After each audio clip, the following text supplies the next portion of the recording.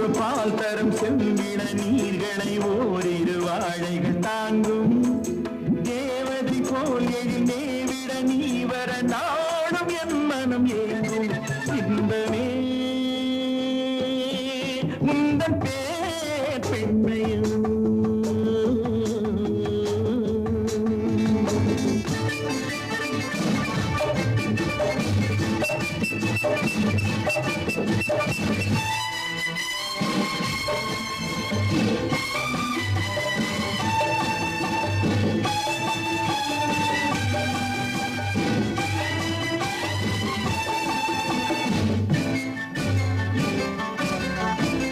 பஞ்சனை வேண்டுமோ நெஞ்சனை போதுமே